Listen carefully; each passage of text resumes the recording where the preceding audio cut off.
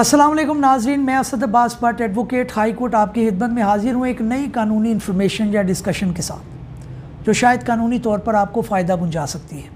नाज़रीन, अक्सर जो है वो हम इन्वेस्टमेंट करते हैं या प्रॉपर्टी परचेज़ करते हैं अपनी रिहाइश के लिए या अपने कारोबार के लिए या इवन इन्वेस्टमेंट पर्पज़ के लिए, तो हमारी ये कोशिश होती है कि हम उसके अंदर जो है वो बारीक बीनी से चीज़ों का जायज़ा लें और उनके डॉक्यूमेंट के अंदर किसी लकूना को देखें कि उसके अंदर कोई प्रॉब्लम ना हो। इसके अंदर 3-4 चीज़ें जो हैं वो ऐसी हैं कि कुछ ऐसे एरियाज़ होते हैं जहाँ पे प्रॉपर्टी जो है वो इतनी ज़्यादा जो है वो कह लें कि क्लियर नहीं होती। कुछ ऐसे एरियाज़ होते हैं जैसे DHA है, जो कंटोनमेंट बोर्ड है, वहाँ पे प्रॉपर्टी कंपैरेटिवली क्लीन होती है। ये वो एरियाज़ हैं जो जिसके अंदर लिटिगेशन जो है मिनिमम होती है। लेकिन कुछ एरियाज़ इस तरह के होते हैं जिसके अंदर वाकई हमें जो है वो बारीक बीनी से जायज़ा लेना चाहिए ताकि हमारी उम्र की कमाई जो है वो ज़ाया ना हो जाए, हम किसी मुकदमेबाजी का शिकार ना हो जाए। ये ना हो कि हम जो है वो उम्र भर की कमाई को जो है वो ज़ाया कर बैठे और पता चले जे कि हमने किसी प्रॉपर्टी ऐसी ख़रीद ली है जो कि किसी जो है फ्रॉड में आती है या उसके अंदर कोई कानूनी तौर पे लकूना मौजूद था। इसीलिए मैंने सोचा कि बात की जाए कि कौन कौन से प्रिकॉशनरी मेजर्स हैं जिनको मद्देनज़र रखना चाहिए। उनकी मैं लिस्ट जो है नीचे डिस्क्रिप्शन में भी दूंगा, लेकिन मैं आपको बताता चलूँ कि सबसे पहले जब आप टोकन करें तो अपने सारे डॉक्यूमेंट प्रॉपर्टी के जो है वो हासिल करें। यह आपका इस्तेहक़ाक़ है कि आप एज़ ए ख़रीदार, एज़ ए परचेज़र डिमांड करें कि भाई ये डॉक्यूमेंट मुझे आपके दरकार है। मिसाल के तौर पे अगर उनकी प्रॉपर्टी किसी सेल डीड की बुनियाद पर ओनरशिप है तो उसकी कॉपी लें।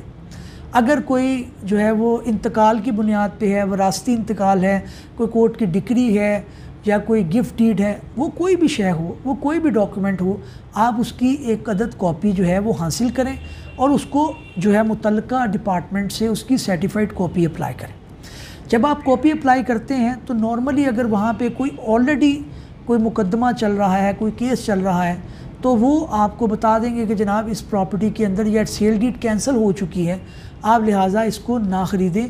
तो आप जो है वो वहाँ से पता करवा सकते हैं कि जनाब ये सेल डीड, अब इसके अंदर एक लंबी डिटेल है, 8 हमारी जो है वो 8-9 के करीब जो है वो सब रजिस्ट्रार हैं जहाँ पे सेल डीड वगैरह रजिस्टर्ड होती हैं, तो आप वहाँ से चेक कर सकते हैं। LDA में प्रॉपर्टी है तो आप LDA से चेक कर सकते हैं। तो इसी तरह से डिपेंड करता है कि ओनरशिप का डॉक्यूमेंट कहाँ का है। दूसरी बात यह है कि आप बयाने से पहले ही प्रॉपर्टी की मेजरमेंट करें। मिसाल के तौर पर मेरे एक जानने वाले, उनको प्रॉपर्टी 2 कनाल कहा गया, लेकिन जब उन्होंने बयाना करने के बाद रजिस्ट्री के टाइम प्रॉपर्टी की मेजरमेंट की तो उसके अंदर 5 मरला कम थे। शुक्र है उन्होंने सेल डीड से पहले ही उसको मेजरमेंट करने की कोशिश की और मामला जो है फिर जाहिर है सेटल हो गया।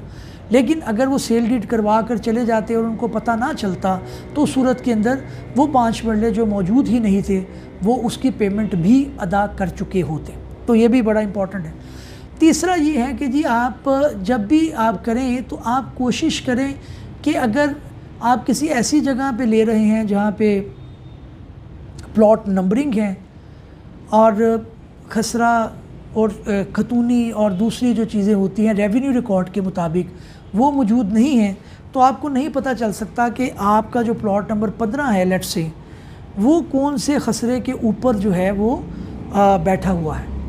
यानी आपका प्लॉट नंबर 15 है, नीचे खसरा नंबर कौन सा है वो आपको नहीं पता चल सकता और उसके लिए आपको जो है वो लीगल जो है वो एक्सपर्टीज़ हासिल करनी पड़ती हैं लॉयर की और प्लस पटवारी की। पटवारी मौके पे आके बताता है कि जनाब ये जो रकबा है आपका इस जो है खसरे के अंदर है, इस खेवट के अंदर है। इवन आपको खेवट का भी नहीं पता चल सकता, आपको खतूनी का भी नहीं पता चल सकता, क्योंकि वो एक मुश्किल काम है, वो एक टेक्निकल जॉब है। वो मेजर करते हैं अपने एंगल से और रकबे को कायम करते हैं, मेजरमेंट करते करते आपके प्लॉट पर आते हैं, फिर आपको बताते हैं जी हाँ आपका वाकई ये है। और दूसरी बात यह है कि जब आप मुश्तरका खाते से परचेज़ कर रहे हों उस वक़्त आपको मज़ीद कॉन्शियस होना पड़ता है। तो ये भी आप एक चीज़ याद रखें कि ये आपने ज़रूर करवाना है। तो नाज़रीन जो है वो ये सीधा चीज़ें हैं जो आपने एग्रीमेंट टू सेल यानी बयाने से पहले करवाना है।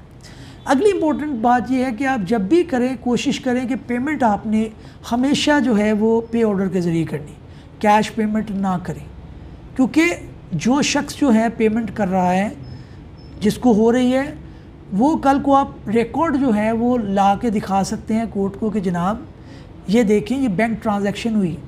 क्योंकि अक्सर आप बोनाफाइडी परचेज़र की प्ली लेते हैं, उसके अंदर अगर आपकी पेमेंट साबित ही ना कर पाएँ तो जाहिर है बोनाफाइडी परचेज़र विदाउट कंसिडरेशन या विदाउट पेमेंट उसका स्टेटस नहीं है, तो लिहाजा आपको ये करना पड़ता है।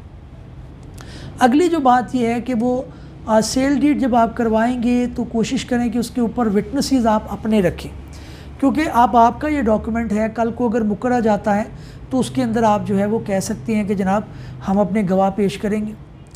बात इसके अंदर इम्पॉर्टेंट है वो ये है कि आप जो लॉयर करेंगे, जो सारी ट्रांजैक्शन करेगा वो ख़रीदार की तरफ से होना चाहिए, ताकि उसके अंदर एक लोकल कमीशन अपॉइंट होता है, दूसरी चीज़ें होती हैं, तो at the time of dispute कम से कम ये चीज़ को साबित किया जा सके कि जी हमारा लॉयर भी था, हमारा लोकल कमीशन भी था, ये सारे वो विटनेसेस हैं जो इस चीज़ की गवाही देंगे कि ये प्रॉपर्टी आपने परचेज़ की है।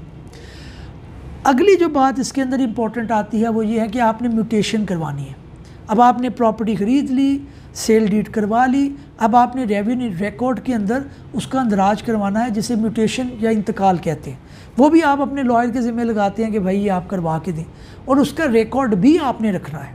उसका रिकॉर्ड आना चाहिए कि जनाब ये फ़लाँ म्यूटेशन है, और उसकी मुसद्दका कॉपीज़ आपने रखनी है, क्योंकि हमारे यहाँ पे अक्सर रिकॉर्ड जल जाता है। अगली बात ये है कि आप इसके अंदर पोजेसन का जिक्र ज़रूर करवाएं कि पोजेसन आपने हासिल कर लिया है। फिर अगली बात यह है कि बाज़ इलाकों के अंदर जब आप प्रॉपर्टी ख़रीदते हैं तो वहाँ पर उस एरिया के ख़ास रूल्स एंड रेगुलेशन होते हैं। जैसे कोई प्रॉपर्टी अगर एलडीए के जुरिडिक्शन में आ रही है तो उनके अपने लॉस हैं, नक्शा प्रूव करवाना पड़ेगा। अगर कोई कंटोनमेंट बोर्ड में है तो वो आपको करवाना पड़ेगा, अगर किसी टाउन में आता है तो वहाँ से आपको करवाना पड़ेगा। तो ये सारी चीज़ें आपने पहले जान लेनी है। ये ना हो कि आप प्रॉपर्टी परचेज़ कर लें और बाद आपको पता चले कि जनाब आप तो इसके अंदर कंस्ट्रक्शन नहीं कर सकते, आपका तो नक्शा प्रूव नहीं हो सकता। तो ये सारी चीज़ों को आपने मद्देनज़र रखना है, और लॉयर के ज़रिए आपने प्रॉपर्टी ख़रीदते वक्त ड्यू डिलीजेंस यानी कि वो सारी चीज़ों को जांच पड़ताल करे, उसमें देखे मामलात को, वो आपने ज़रूर करवानी है, ताकि आपकी उम्र भर की कमाई जो है वो ज़ाया ना हो जाए। नाज़रीन, इस उम्मीद के साथ कि हमारी ये काविश आपको पसंद आई होगी, किसी नए वीलॉग में किसी नई कानूनी या आइनी इन्फॉर्मेशन के साथ आपकी खिदमत में हाजिर होंगे। तब तक के लिए इजाज़त दीजिए। अल्लाह हाफ़िज़। Thank you.